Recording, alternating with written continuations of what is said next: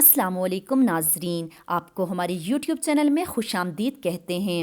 آج کی ہمارے اس یوٹیوب ویڈیو میں ہم آپ کو بتائیں گے کہ بیت المقدس 3 مذاہب کے لیے مقدس جگہ کیوں ہے۔ مسلمانوں کا قبلہ دوم ہے، عیسائیوں کے لیے یسوع کی ولادت اور یہودیوں کے لیے ہیکل سلیمانی ہے۔ حضرت یوسف علیہ السلام جب کفیل مصر بنے تو آپ کو حکم ہوا اپنے تمام خاندان کے لوگوں کو مصر بلایا جائے اور مصر کی سرزمین کا ایک مخصوص حصہ ان کے لیے مختص کیا گیا۔ حضرت یوسف علیہ السلام کے 12 بھائی تھے، اس لیے اللہ نے ان کے لیے 12 چشمے جاری کیے۔ یوں اس سرزمین کا نام حضرت یعقوب کے لقب سے اسرائیل پڑ گیا، جسے آج یروشلم کہا جاتا ہے۔ آپ کی نسل سے کم و بیش 70,000 انبیاء کرام آئے۔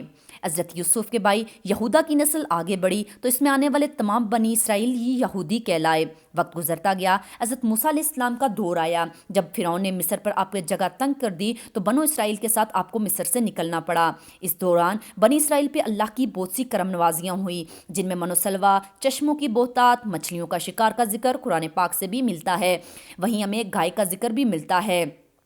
حضرت موسیٰ علیہ السلام کے بعد دیگر نبی آئے۔ اس دوران میں حضرت موسیٰ علیہ السلام اور ان کے دور کے کچھ باقیات تورات میں من و سلوہ کا کچھ حصہ بنی اسرائیل نے ایک صندوق میں محفوظ کر لیا۔ یہ اللہ کی طرف سے حضرت آدم کو دیا گیا ایک خاص صندوق تھا جو نسل در نسل نبیوں کے پاس رہا، جسے قرآن میں تابوت سکینہ کا نام دیا گیا، اور یہ یہودیوں کو اپنی جان سے بھی زیادہ عزیز ہے۔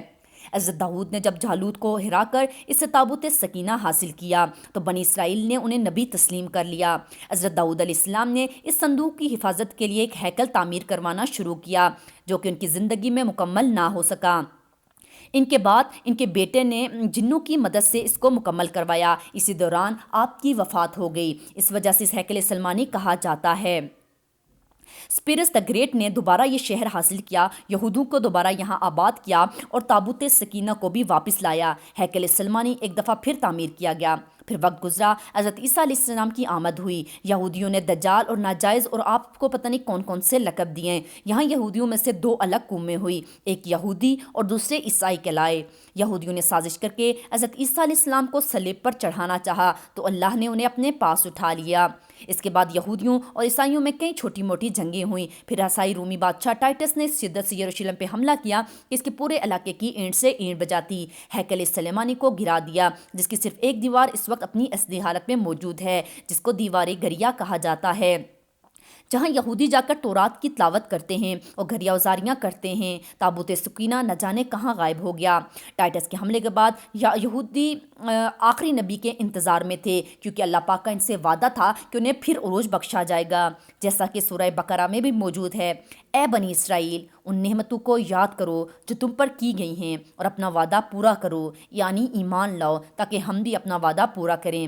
قیامت کی نشانیوں میں سے ایک نشانی یہ بھی ہے کہ ہیکل سلیمانی کی 3 دفعہ تعمیر ہوگی، جو کہ 2 دفعہ ہو چکی ہے۔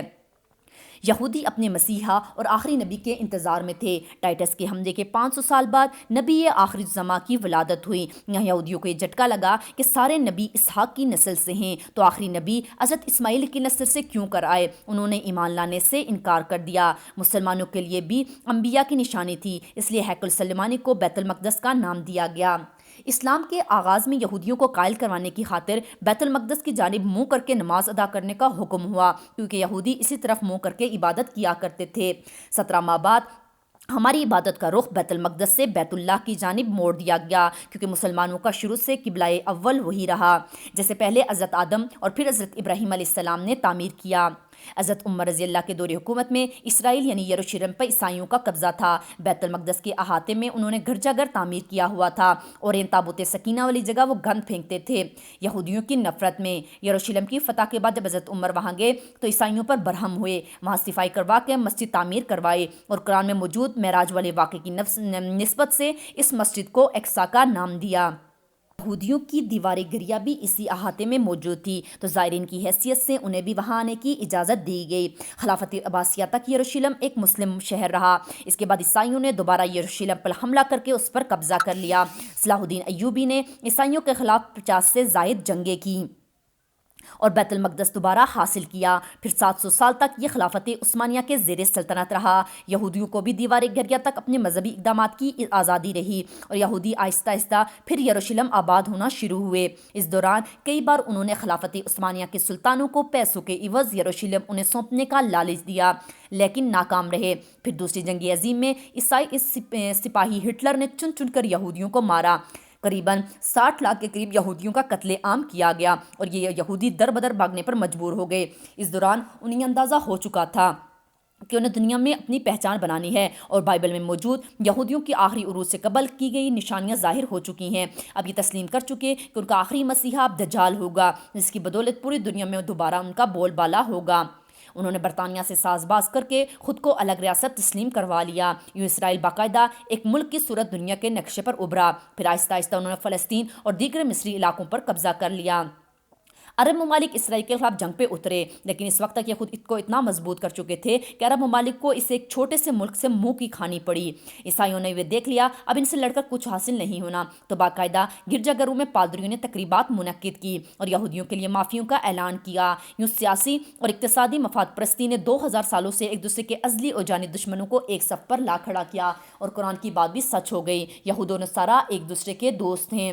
یہودیوں کے عقائد کے مطابق وہ ہیکل سلیمانی کی حفاظت نہیں کر پائے تو خود کو قصوروار کہتے ہیں، خود کو سزا دینے کے لیے زنجیروں اور چمڑوں سے پیٹتے ہیں اور دیوار گھریا کے پاس آہوزاریاں کرتے ہیں۔